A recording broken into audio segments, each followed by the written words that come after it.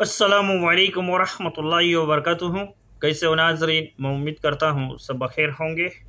किताब बुखारी शरीफ के ज़रिए से हदीस पाक में बताने की कोशिश करता हूँ।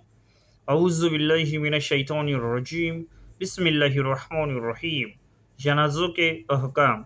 हदीस नंबर 224।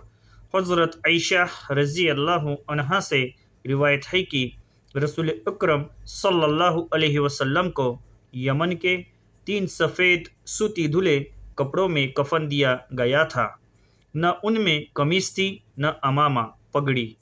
वजाहत: एक इजार तहबंद, एक चादर और एक लिफाफा, बस यही 3 कपड़े थे। हदीस नंबर 225। हज़रत उम्मे अतिया रज़ी अल्लाह अन्हा से रिवायत है कि हमें जनाज़ों के साथ जाने से मना किया गया मगर ताक़ीद से मना नहीं किया गया था। हदीस नंबर 226। उम्मुल मोमिनीन हज़रत उम्मे हबीबा रज़ी अल्लाह अन्हा से रिवायत है कि नबी करीम सल्लल्लाहु अलैहि वसल्लम ने फरमाया, जो औरत अल्लाह ताला और आखिरत के दिन पर ईमान रखती हैं, उसको किसी मुर्दे पर 3 दिन से ज़्यादा सोग करना दुरुस्त नहीं है, मगर शोहर पर 4 महीने 10 दिन सोग करे।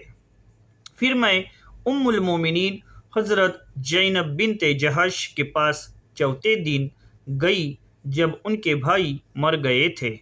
उन्होंने खुशबू मंगवाई और लगाई, फिर फरमाने लगी, मुझे खुशबू की कोई ज़रूरत न थी।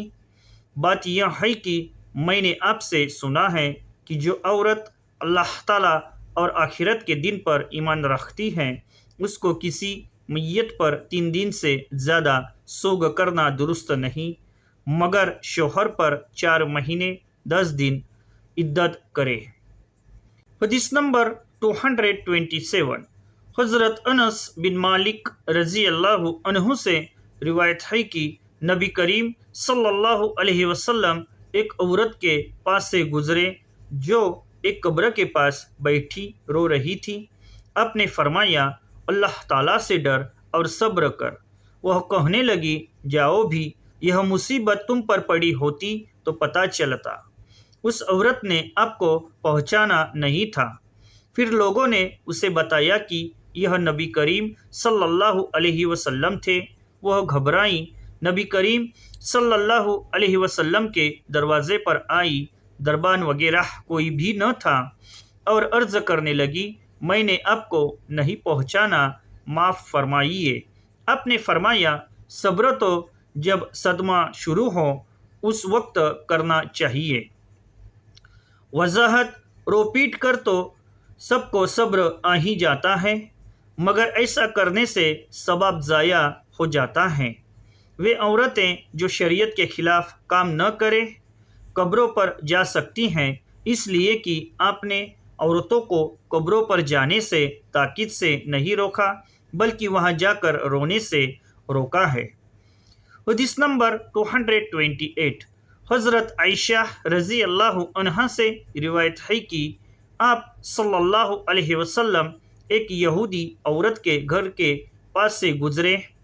उसके घर वाले उस पर रो नोहा कर रहे थे क्योंकि वह मर गई थी। उस वक्त आपने फरमाया, यह तो यहाँ रो रहे हैं और वहाँ इसको अपनी कब्र में अजाब हो रहा है। वजाहत: यह मैयत यहूदी की थी। आपकी एक दूसरी हदीस में यह है कि रोने नोहा करने से मैयत को अजाब होता है।